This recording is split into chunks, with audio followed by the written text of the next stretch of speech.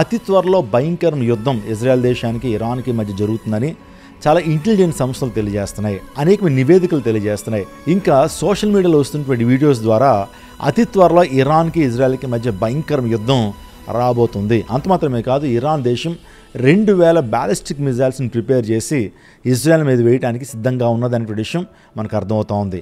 Bible ప్రవచనాలన్నీ కూడా అక్షరాల నెరవేర్చబడుతున్నాయి.